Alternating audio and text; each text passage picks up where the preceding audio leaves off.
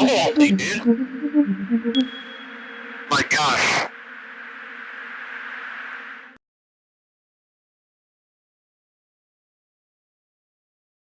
So first of all, thank you for giving me this opportunity to introduce you to this project that it is now practically 25 years old. So, and also thank you for everybody who is attending this, and especially my friends from Spain. My name is Juan-Pablo González. I am an electrical engineer, and I am interested in the UFO subject since I was 12. So that means that I will not say my age, but it was 50 years ago. So I am going to speak for myself. No, I am not on behalf of nobody else. Eduardo was, before the presentation, I was talking with Eduardo regarding the existence or non-existence of formal UFO groups in Spain. And okay, we think that there is only one left. I don't see here is the CEI. I don't think is anybody from them here. But the rest of Spain, there are not organized groups. So differently from other presentations from Germany and from Denmark, and so what I am going to tell you is just my opinion. It is a work from more than one person. Several of them are also here now. But this is not the work of an organization. It is practically a personal job, and as such, the responsibility of what it is made, good or bad, is completely mine. So I will make my presentation. I am a little bit impressed, I have to admit, because I know that several of you are very skilled persons in computer science, and especially in databases and so. As I've said, I am an electrical engineer, so my capabilities regarding computers are at the user level, practically, a little bit more. So what I will expose is a practical experience, a simple experience.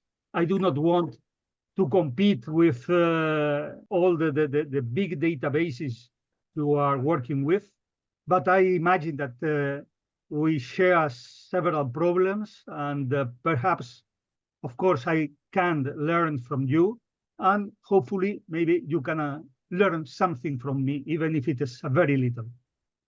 So I don't want to pass more time. This is my presentation. These are the contents. First of all, I will give you an idea of the philosophy behind this project. After that, a little bit of history, small little history of this project, that it's 25 years now, 24, I think. The utility that I think what is this worth for, some statistics, preliminary statistics, but just not talking only about databases and structures and personal experiences, but something about the results from the database, and some displaying tools that I have prepared in order to visualize the contents. And finally, the future tasks. This is something that is only introduced, of course, and I hope we can talk about this after the presentation. Okay, what's the philosophy behind CUCO? Well, first of all, what is CUCO? CUCO is a database for Spanish, Portuguese, and Andorran cases, UFO cases. It stands for Unified Catalog of UFO Cases. And it was intended exclusively as a documentary source without taking sides regarding anything. My idea was to make it as neutral as possible, just to be able to get the contribution of most person interested in the subject, whatever his opinions and his positions were. So it doesn't take sides specifically about the existence or not of a phenomenon not currently recognized by science as the cause of the cases, or the adequacy and sufficiency or not of the explanations that are proposed for every case in the database. The responsibility of this explanation lies solely in the authors of them. CUCO aims to be useful for those who wish to study a specific case, and also to people or researchers that want to make an analysis of altogether statistically, and from any point of view, either physical or psychosocial. But that's very important. Users of the catalog should be aware that it is a collection of information and testimonies generated by very heterogeneous stimuli, and even in some cases without any stimuli at all. I am talking about frauds and about psychological diseases. So here you can find everything: bad cases, good cases, if there is something good or bad in a case. First of all, a little history. The origin of CUCO was on 2001, and it progressed through several steps. First, the compilation of catalogs, then the structure definition, continue after that merging and consolidation of the data. This finished as a first approach at 2005, and since then till today, we have in the growing phase of the catalog. But what were regarding catalogs before CUCO? Well, and in that case, I am perhaps Vicente can correct me in any moment, because he knows much better than me this first step. First catalogs were compiled specifically for making specific studies. I think that the first one, perhaps the first interesting one, I mean, was in 1970, was made by an organization that no longer exists, which was Eridani, and two engineers, which were Ares and Lopez, which made a catalog for studying the UFO wave of 1968-1969, which is still today the most important one in Spain. Very soon after that, Vicente Juan Ballester and Valé presented his study Type 1 phenomena in Spain and Portugal, a study of 100 Iberian landings. Well, this is the beginning of the relationship between UFO case history in Spain and Portugal. So this is something that traces back to this moment. And this catalog, this very first catalog, evolved and grew and diversified into different ones, like 1987 Lani van Nelib, also with Ballester and Fernandez, and the new cut, which is after the case history of Lani van Nelib. And also another catalog remarkable was Ramirez and Barbero, who made a specific catalog for studying another UFO wave in 1974. But during all this time, and also till at least till 1989, Centro de Estudios Interplanetarios in Barcelona developed a catalog, which was also an Iberian catalog, but that's the meaning of CATIB, which was compiling everything they have at the UFO files of the entity. Simultaneously, also there was a project named Catares, led by the RNC, Red Nacional de Corresponsales, which tried to make to compile catalogs from every region in Spain with different degrees of success. Most successful one, I think, was the Andalusian catalog. Also, there was several thematic catalogs, and you will see again Ballester, Ballester, Ballester. You know their catalogs and their work that it is still developing today, with the PhotoCAD for photographic cases, which is worldwide. LONI for lone humanoids, I mean without a machine and UFO together them. The AeroCAD is a catalog for UFOs seen from aircrafts or airports or air bases in Spain. And also MilliCAD, PseudoCAD are the two sides of the coin of a catalog made by Ballester and Plana for cases with military implication. MilliCAD is UFO cases, PseudoCAD is IFO cases. And apart from that, multiple regional catalogs from individual researchers, as the late Matías Morey for the Balearic Islands, Ricardo Campo for the Canary Islands. Canary Islands are not included in the Iberian catalogs, as they geographically correspond to Africa. And I'm afraid that also it was the same for some islands of Portugal, and several other catalogs from other researchers. I have included here this front page of the CATIB because you can read at the last row, it is personal and cannot be transmitted to anybody else. So this is a little bit the situation when CUCO starts, when the project started. What's the origin for CUCO? In June 2001, Ignacio Cabria, which was not able to be here, he has apologized for this, sent a message to the Ortogenia mailing list, which was managed by the Fundación Anomalía, which is also no longer in the working.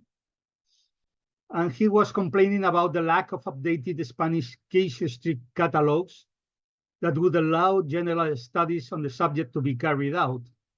And he asked for something very simple, just in order to be made in just a very short time. 3 requirements: simple data set, just with the location, date, and source of information, not separating UFOs and IFOs, which will have led to continuous discussions. And the way for making this, just merging all the digital catalogs, just putting everything together. As you know, of course, this is not as simple as that. And of course, the time required to make this was quite longer than this. Well, at the beginning, several researchers of the Fundación Anomalía contributed with their catalogs. And in the beginning, there were just six catalogs, which was the Balearic Islands one, the one from the section in Madrid from the CEI, 2 Andalusian ones, and another Iberian catalog from Pedro Ojalvo. Well, here you have a number of cases for each catalog. I am not boring with this, but the question is that somebody asked for a volunteer to make this job, and well, I was there, and I volunteered to make the structure, just the structure of the catalog. And we have to give a name to this, and it was by votation. Sorry about that, because somebody doesn't like this name of CUCO. This sounds sometimes funny. But okay, it was democracy. It was the decision of the majority. And this is the way the project started. It started in a not very clever way, I have to admit. We were trying to be practical. So we didn't propose or studied how should it be, what fields should it include, what is important, what it isn't. We took what we have. That's the only thing. And sometimes when you see the final structure, you may say, okay, these two fields are overlapping, and I missed this field or this type of field because it's very interesting. Probably I agree. But okay, that's the reason for telling you all the history of the catalog, and that these are the consequences of that. So Portuguese and Andorran cases were included because some of the catalogs, the source catalogs, also included them. And I do not want that any single bit of information was lost in the merging. And you will see that even this meeting is entitled merging of Portuguese and Spanish catalogs. Sorry about that. There is no pure Portuguese catalog merged. We have made some attempts. We have asked some researchers, but till now we haven't succeeded in getting fully Portuguese catalogs. So this is a problem of CUCO. Portuguese cases are underrepresented, so we cannot compare Spanish with Portuguese cases because it was not fair. Okay, even if we took what we have, of course there were some fields, some common fields, the most important ones: location, date, time, and the sources. And we propose an standardization for them, because if not, it was impossible to merge the catalogs. But just these cases. Other fields such as duration, proposed explanation and author, that is very important, number of witnesses, typology, evidence, characteristics of what was observed, color, sound, speed, are included, but most of them are blank because most catalogs do not have this information. So we have the structure, but sometimes we lack the data. The structure was implemented is something so high level as Excel. And at the end, we have 107 fields currently. And new catalogs may add new fields because they may have different information. Talking about groups, we have 4 control fields, 9 date and time fields, 8 location fields, 27 information sources. This is a crime if I am talking as a computer scientist, but I am not. And it is practical even at a high cost of memory space. But okay, that's the way it is.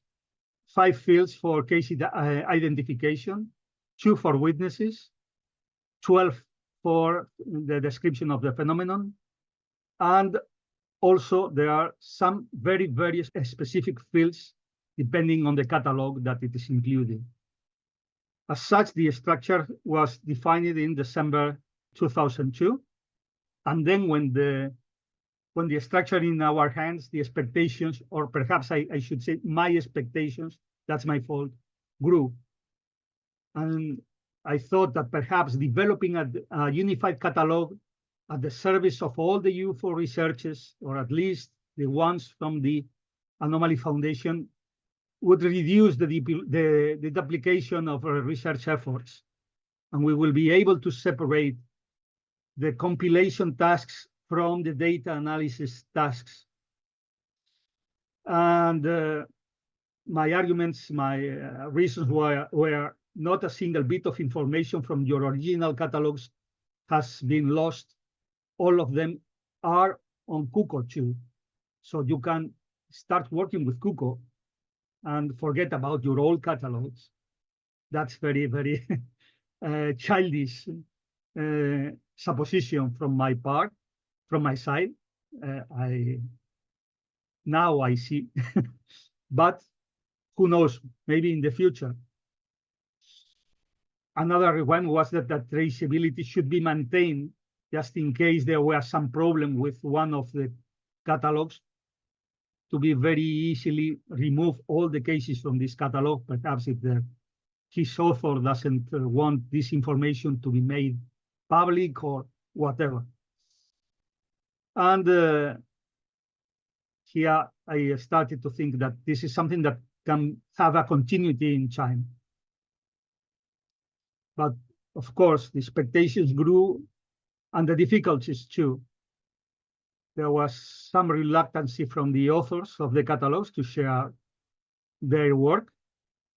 I think it's completely understandable. I am not criticizing anything. Questions about how should be the level of the dissemination of this job. Should the database be public or should be restricted? And in that case, what should be restricted and whom should be users from that? It was necessary to protect the intellectual protection of the database, and something that it's very material, but for me was very important, that is CATIB, which was the largest catalog of all the assistant ones, was not in digital form. It was just paper.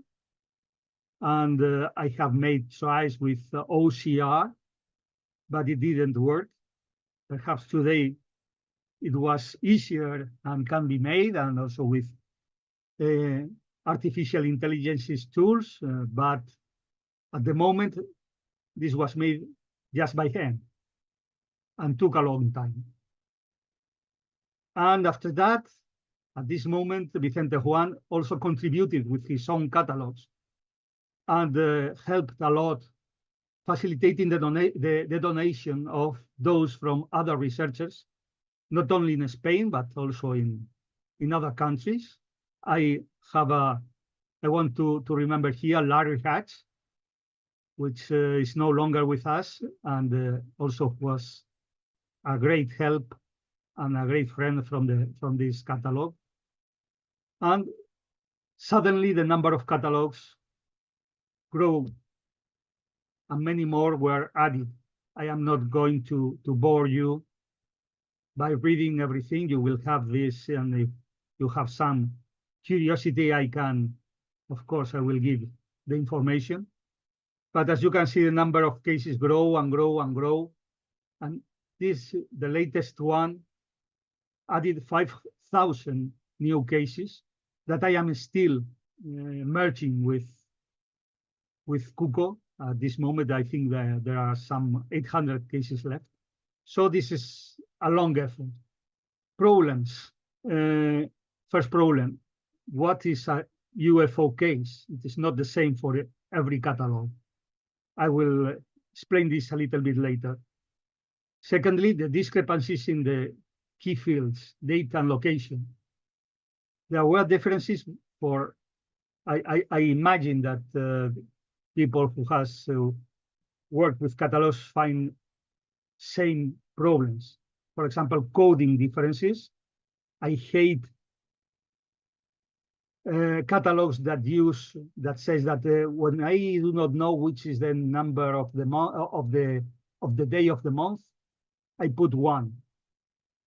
And when it is 1, it is 1. So, and similarly with the month, if I do not know the month, it is 1. It is January. These are coding differences, but makes everything more difficult. Of course, there are uncertainties in the but this is something that is inherent to the case or to the source information. Of course, there are mistakes, and there are even, I say errors. I do not want to say lies, deliberate errors by some researchers that try to avoid that somebody else reinvestigate their cases, and they change their key data as location and date in their reports. And from my side, well, the original information sources not always was available for me when I was trying to check if two different records correspond to the very same case or there were different cases. So the way I managed this was defining a status field, very simple one, that says that when this field is 1, this is what I am using for making analysis. These are the real valid cases for CUCO. When I have 2, it means that possibly there is another record that corresponds to the very same case, but I am not sure. If I was sure, I merge both cases in just one record, but when I am not sure, I keep it as a separate record and mark this with 2. 3 is just temporal marking, something to be worked on. 4 means IFO case.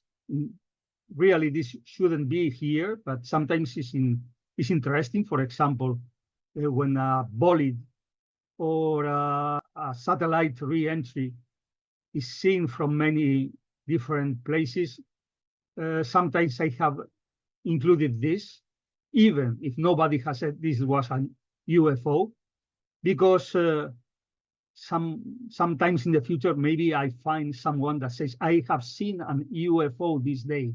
And in that case, it simplifies its identification. 5 means a clearly duplicated case, but with completely different coordinates in time or space. And 7 are miscellaneous cases, miscellaneous contents that are not really UFO cases according to the criteria. What is this criteria? We consider, or CUCO considers as an UFO case, any account or report that has been qualified as such, or with similar terms such as flying saucer, UAP, or to which an extraterrestrial and intelligent origin has been attributed at some time after the immediate observation, either by the witnesses or by others, such as the media. Well, this is the definition I think will cover the contents of the source catalogs, just leaving outside very, very specific things.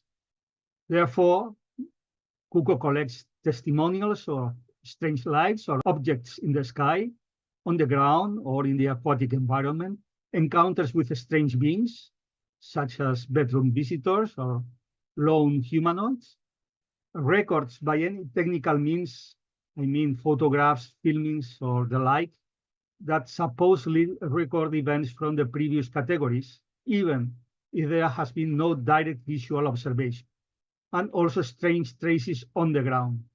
But I want to remind, collects all of this if the previous condition, I mean, has been associated with extraterrestrial beings or UFOs or something like that. If not, they are not included in UFO. So testimonies about strange events like Marian apparitions, of angels apparitions, mythological beings, elementals, dwarfs, ghosts, and all these type of things are not included. But if they have came out from a flying saucer, of course they are included. Or if someone says, okay, this, for example, Fatima apparition was specifically a UFO case, okay, so in that case, you will find it at the catalog.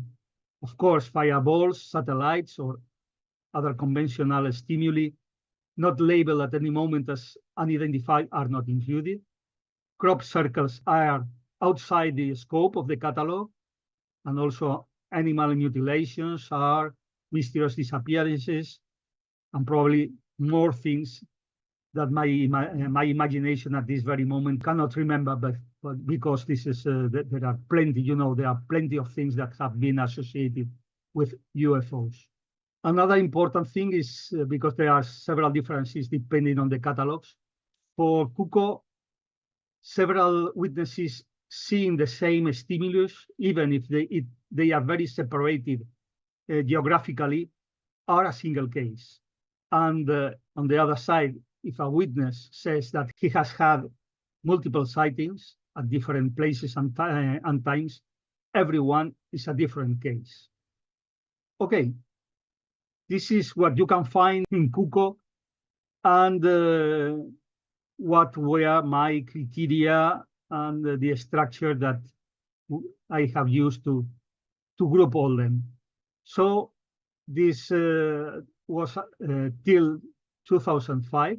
And what happens since 2005, this was the time with CATIB was merged. So we have at this moment a quite large catalog. Till today, CUCO continues growing by two different ways, merging new catalogs. Every new catalog means that a structure should be redefined and their cases merged and consolidated. And this is made practically in a manual way. And another way is adding directly individual records not included previously in any source catalog. In that case, it's just much more simple.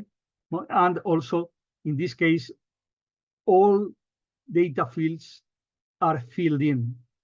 So here we have more complete information. And what's the use of this? Sometimes I hear that people say that catalogs have no use.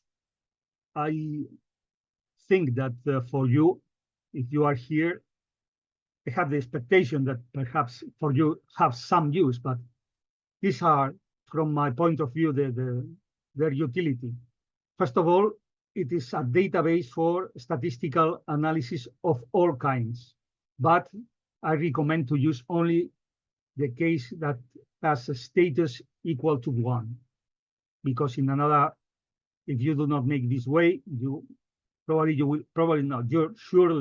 You will have repeated cases in your database. Secondly, I would like this to be a directory for locating sources of information on specific cases, a place where you can go and look for more information into a case that you want to know more, and more specifically, to know if some explanation has been proposed or has been suggested for it, and who were their authors.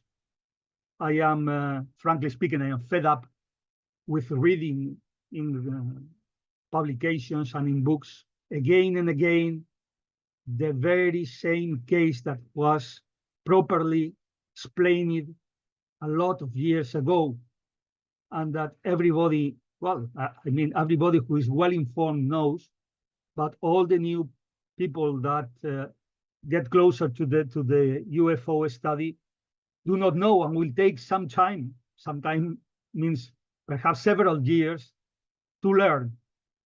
Okay, CUCO does not want to take side. I have my sides, of course, and you will have yours, but this wants to be neutral and just to say, okay, do you know that some person proposed this was a bolide, it was a re-entry, it was a missile? Okay, whatever.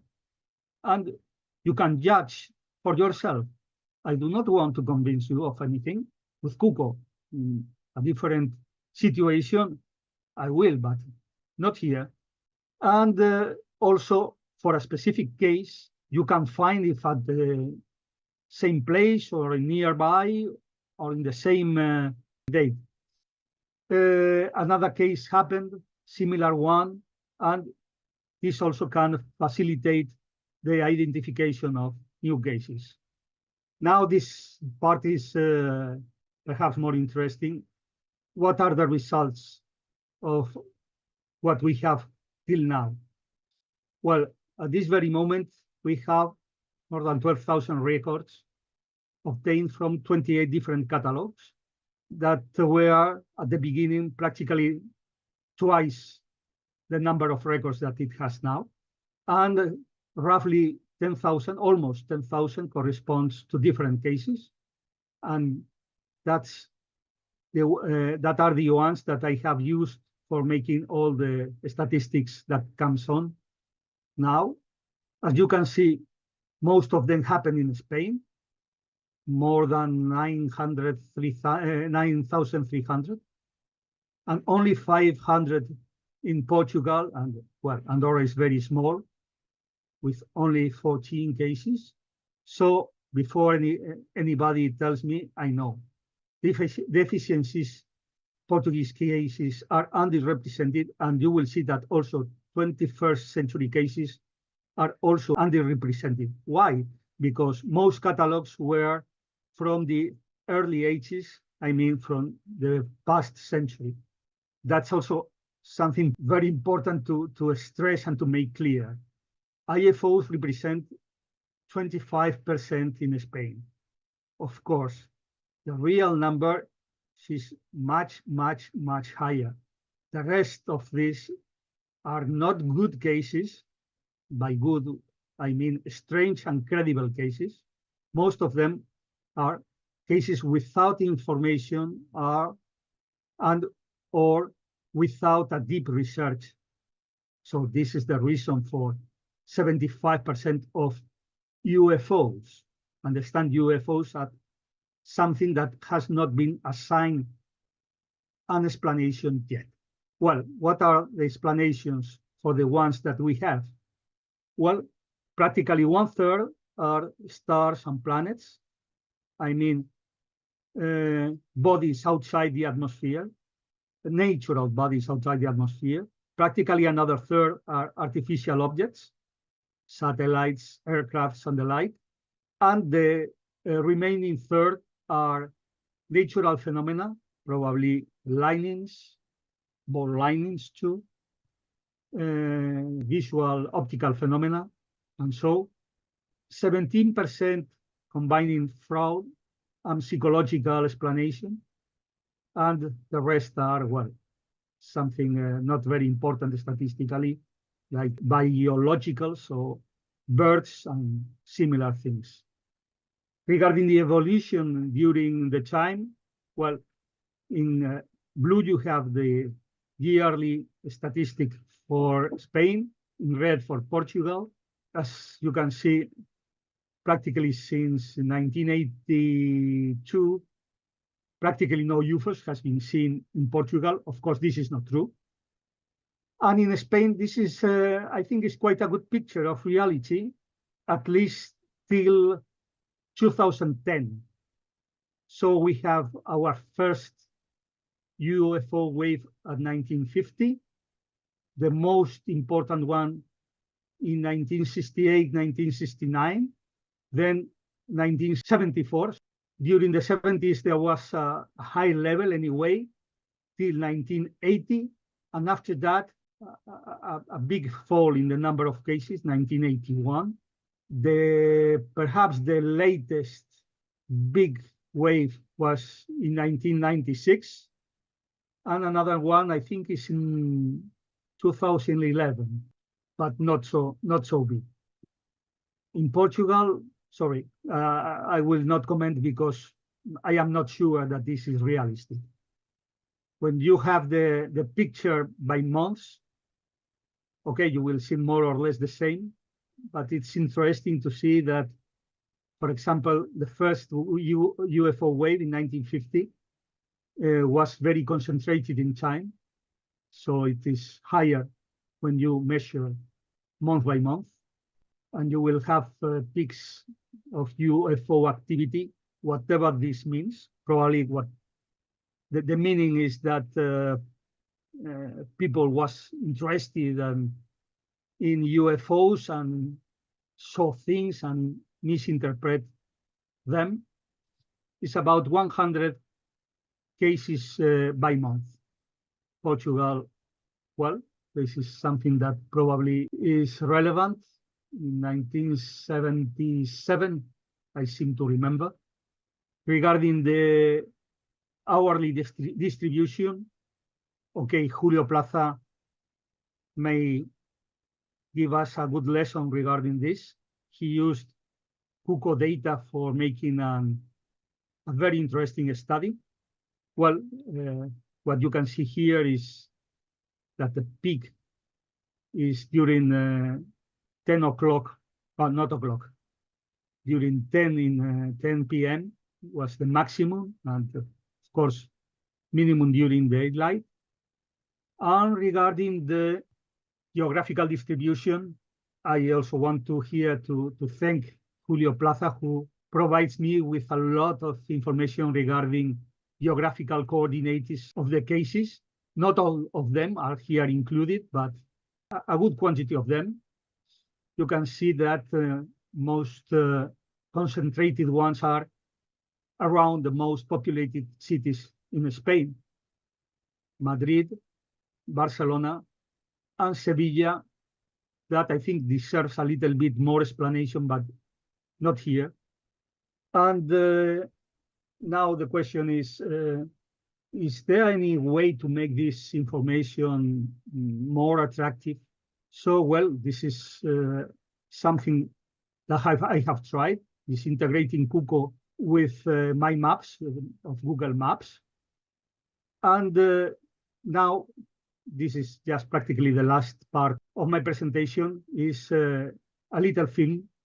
It's just 1 minute film with 75 years of UFOs in Spain and Portugal. So enjoy the movie. The flap of 1950.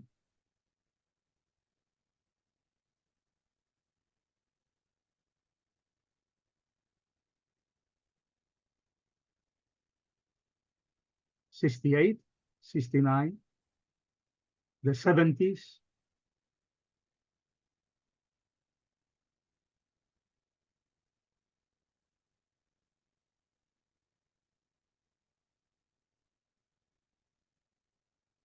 and the fall of the interstellar empire. 1995, the last year with some level of activity. Well, and what for the future? First of all, I would like to disseminate this information, specifically the database contents, but that requires an agreement between many persons. So it's something that we have preferred to leave for tomorrow. And the only thing that we have made publicly available are the results, anyway, limitedly. Also, the development of new displaying tools to make data analysis. And I would like to make use of the new artificial intelligence tools for extracting new cases and data from digital publications. And of course, I will be very glad to collaborate with other database projects you will have in your mind. For finishing, I was awarded in November 2003 with the Gemini Prize by the Anomaly Foundation as coordinator of the project. But of course, a lot of persons and institutions contributed to its development. There are many more than this. I want here to just to mention probably the most active ones, which of course, Vicente Juan Ballester, Ignacio Cabria, Juan Antonio Fernández, Juan Carlos Victorio, José Antonio Cezón, Julio Plaza, Martí Flo from the CEI, the patrons of the Anomaly Foundation, and of course, I hope I'm not forgetting anybody. Of course, all the owners of the catalogs merged into CUCO. And okay, here you have my email. Well, the email of the project, and I will be glad to receive your questions, your suggestions, or whatever you like. Thank you very much for the opportunity of explaining this project, and if you have any question, I'll try my best.